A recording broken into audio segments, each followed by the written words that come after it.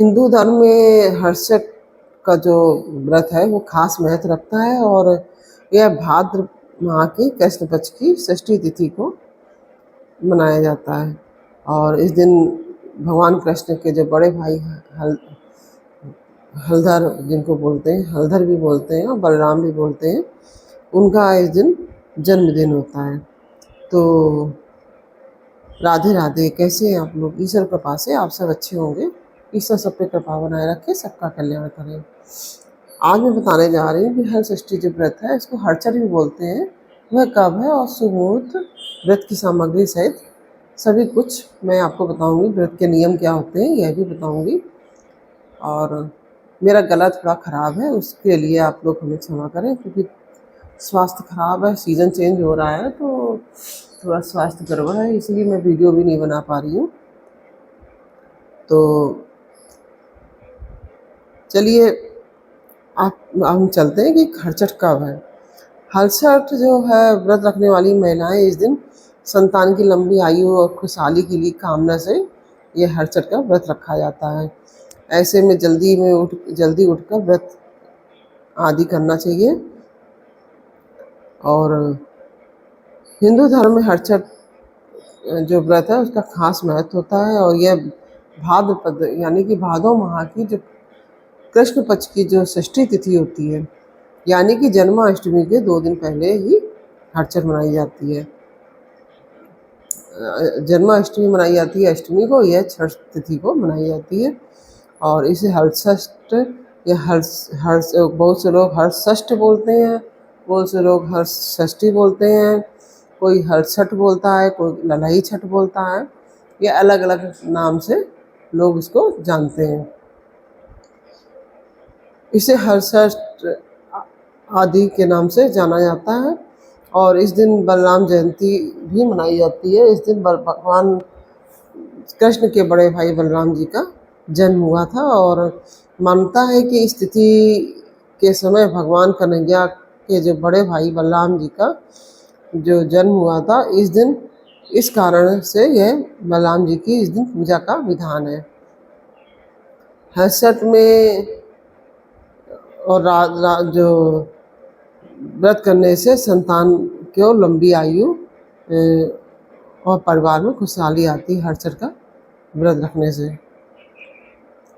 तो पंचांग की माने तो भाद्र माह के कृष्ण पक्ष की जो षष्ठी तिथि है वह 14 अगस्त को सुबह 4:23 पे आरंभ होगी। और जो 14 और 15 अगस्त की रात, यानी कि 14-15 जब 14 अगस्त की रात होगी 12 बजे के बाद, और 15 अगस्त शुरू हो जाएगा 12 बजे के बाद डेट बदल जाती है। तो रात में 2:08 में यह तिथि समाप्त हो जाएगी। तो हिंदू पंचांग के अनुसार इस साल हर्षठ की जो पर्व है वह 14 अगस्त को मनाया जा रहा है। और हर्षठ व्रत भगवान कृष्ण के जन्मोत्सव यानी कि जन्माष्टमी के पहले रखा जाता है, जैसा कि मैंने अभी बताया आपको। और यह महिलाओं के लिए क्यों ज़रूरी है यह भी मैं आपको बता रही हूँ। हर्षठ में जो हर्षठ व्रत होता है इस पर्व में महिलाओं के लिए बेहद खास है, क्योंकि इस दिन वे संतान की खुशहाली की कामना करती हैं और साथ ही यह व्रत संतान की लंबी आयु, सुख समृद्धि और सुरक्षा के लिए रखा जाता है। यह पर्व श्री कृष्ण के बड़े भाई भगवान बलराम को समर्पित है और उन्हें हलधर भी कहा जाता है। और उनका जो शस्त्र है वह हल ही है, क्योंकि उनका मुख्य हथियार हल है, इस कारण से इनका नाम हलधर पड़ा। तो जो हर्षठ व्रत का पूजा का मुहूर्त है वह इस प्रकार से है। ब्रह्म मुहूर्त है प्रातः 4:23 से लेकर 5:07 तक। और अमृत काल का मुहूर्त है जो वह सुबह 6:50 से लेकर 8:20 तक। अभिजीत मुहूर्त जो है वह सुबह 11:59 से लेकर, यानी कि 59 मिनट 11:59 से लेकर 12:52 तक यह अभिजीत मुहूर्त है। और विजय मुहूर्त है 2:47 से लेकर 3:30 तक। और गोधूली मुहूर्त है शाम को 7:01 से लेकर 7:23 तक।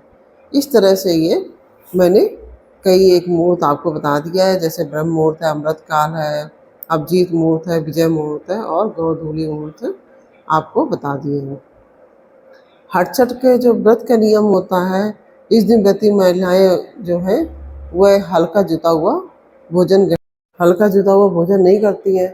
और ऐसा माना जाता है कि महिलाएं खेतों में भी नहीं जाती, क्योंकि खेतों की जुताई होती है ना, तो इस दिन खेतों में जाना महिलाओं के लिए वर्जित होता है। और ना ही हल्का जुता हुआ वह ग्रहण ही करती हैं, जैसे कि हल से तैयार की गई अन्न को नहीं खाती हैं। इस दिन साग सब्जी के अलावा गाय के दूध और दही का भी सेवन करने की मनाही होती है। पड़िया बियानी का दूध से दही जमाया जाता है, उसको ग्रहण किया जाता है। सब्जी में भी जो सब्जियां तालाब वगैरह में होती हैं, जैसे कि बेल होती है, उन सब्जियों को ग्रहण किया जाता है। जैसे बंद करेली आती है, वो ग्रहण की जाती है। नारी की सब्जी होती है, वो खाई जाती है। और कुंदरू भी ग्रहण किया जाता है। और सूखे मेवे जैसे होते हैं वो आप खा सकते हैं, जैसे छुहारे हैं, आप उसको दूध में डालकर ग्रहण कर सकती हैं। तो इस तरह से आप व्रत रखें। और हरचट में पसई के चावल और जो दही उसमें जारी छुरी आती है, उसमें पसई के चावल डाल के, उसमें दही डाल के वो ग्रहण किया जाता है। जैसे कि 7 अनाज की पूजा की जाती है, कोई भी 7 अनाज हो वो ग्रहण नहीं किए जाते, लेकिन पूजा की जाती है। और महुआ ज़रूरी होता है पूजा में। पसई के चावल और महुआ बहुत ज़रूरी होता है। तो 7 अनाज का भोग लगता है, मेवा का भोग लगता है। तो जैसे कि मेवा तो आप ग्रहण कर सकती हैं, लेकिन जो 7 अनाज है, चना है, मटर है, गेहूँ है, मतलब इस तरह से 7 अनाज कोई भी आप ले लीजिए, लेकिन उसको ग्रहण नहीं करना चाहिए उस दिन।